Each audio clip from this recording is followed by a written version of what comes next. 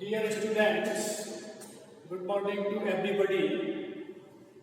In this part of the video, I am going to tell about the note making. This belongs to reading section. यानी ये reading section में question आता है और आपके exam में इसको इंक्लूड किया गया है।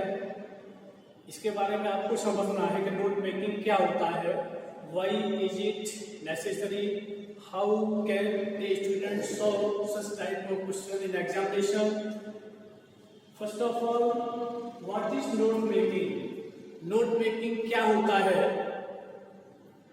Notes are short written record of facts to aid the memory. Notes are usually taken to record a speech or dictation while listening to it or after reading a book, magazine or article. They are referred back whenever needed and may be reproduced in the desired way. Note making की आवश्यकता क्या होती है, क्या होता है, आपको समझना है। जनरली आपने देखा होगा कि बहुत सारे कोई लॉन्ग पैसेजेस होते हैं। फॉर एग्जांपल जैसे कोई जजमेंट आता है या हमारे जो पत्रकार लोग होते हैं ये शॉर्ट में नोट मेकिंग का काम करते हैं। जैसे कहीं से उनको न्यूज कलेक्ट करनी है तो डिटेल में ऑन द स्पॉट नोट नहीं करते हैं। जिस तरह से वो मेन पॉइंट्स लिखते हैं और उसकी डिटेल समरी जो होती है न्यूज पूरा प्रकाशित होती है न्यूज़पेपर में, तो इसी तरह से नोट मेकिंग का मतलब होता है जो भी कंटेंट है पूरा उसको शॉर्ट में समझ लेना। अब क्या कहा गया इसमें, notes are short written record of facts to aid the memory. किसी भी घटनाक्रम को, किसी भी आर्टिकल दिया गया है या जो भी ऐसे है, जो पैटर्न है, उसको समझने के लिए हमें शॉर्ट में रिटन रिकॉर्ड होता है। जो फैक्ट्स उसमें दिए होते हैं, मेन बातें, उनको हम रिकॉर्ड करते हैं, उनको अलग से सॉर्ट आउट करते हैं।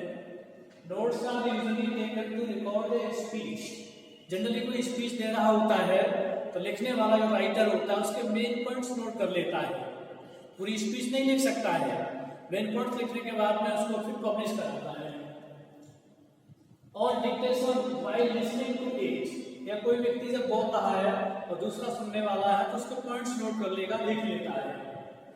और आफ्टर रीडिंग ए बुक, जैसे मान लीजिए कोई पुस्तक पढ़ते हैं या कोई मैगजीन पढ़ते हैं या कोई आर्टिकल पढ़ते हैं, उसको पढ़ने के बाद में उसका हम कंक्लूजन निकाल लेते हैं, शॉर्ट में नोट्स लिखते हैं। They are referred back whenever needed and may be replaced in the desired way. और उसके माध्यम से यदि हमें उस घटना को दोबारा से फिर समझना है तो हम वापस भी उनको रिपीट कर सकते हैं। ऐसा इस चैप्टर में बताया गया है। While making notes, we follow certain standard practices. जब हम नोट मेकिंग का काम करते हैं तो हमें कुछ उसका मानक फॉलो करना होता है। नोट्स हमें कैसे बनाने हैं, These may be listed as follow. इसको इस तरह से इसमें लिस्टेड किया गया है। सबसे पहले हमें समझना होता है कि उसमें जो पैराग्राफ दिए हुए हैं, हर एक पैराग्राफ में एक मेजर पॉइंट होता है, उसके विषय में उसमें लिखा होता है। तो जब हम इस टाइप के क्वेश्चन को सॉल्व करते हैं तो सबसे पहले we have to find out title, यानी पूरा जो पैराग्राफ दिया गया है उसका हमें टाइटल यानी हेडिंग जो होती है वो फाइंड आउट करनी होती है, जिसको हम बोलते हैं हेडिंग।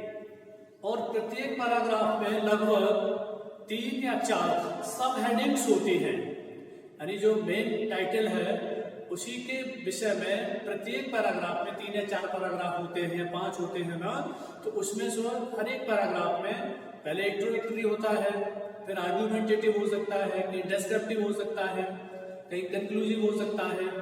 वो उस पैराग्राफ के अनुसार उसमें से 3 या 4 सब हेडिंग्स भी बनती हैं।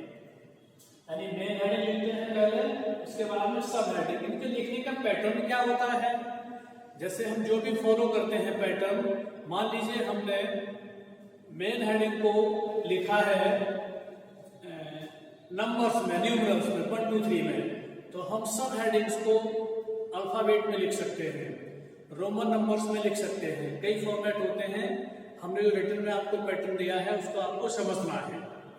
तो हेडिंग और सब हेडिंग, एक हेडिंग होगी उसकी 3 या 4 हम सब हेडिंग लिख सकते हैं।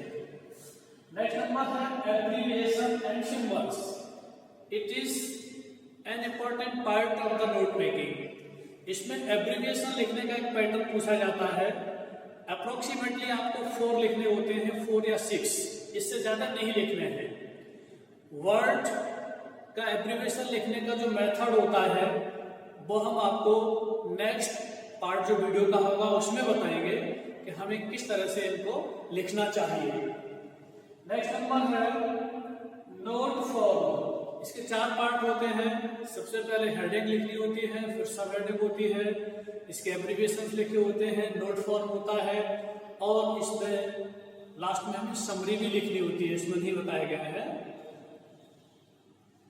आगे है नंबरिंग एंड आइडेंटिफिकेशन। जो हमने आपको बताया था कि इसमें नंबरिंग सिस्टम कैसे फॉलो करते हैं, ये हम आपको नेक्स्ट पार्ट जो है वीडियो का उसमें बताएंगे। तो सबसे पहले मैं इसको फिर रिपीट कर रहा हूँ कि नोट मेकिंग को समझने के लिए हमें जो रिटन में मैटर भेजा गया है उसको आपको पढ़ना है। किस तरह से ये क्वेश्चन किया जाता है, ये आपने 10th पास किया है और 11th स्टैंडर्ड में आकर के this is the new type of question to you. आपके लिए एक नई टाइप का क्वेश्चन है, वेरी इंटरेस्टिंग। इसमें आपको अपने घर से कुछ नहीं करना होता है, it is only understood based. इसको आपको समझना है, सॉल्व करने का पैटर्न होता है और मार्क स्कोरिंग क्वेश्चन होता है। एग्जाम में आपको इसको सॉल्व करना चाहिए।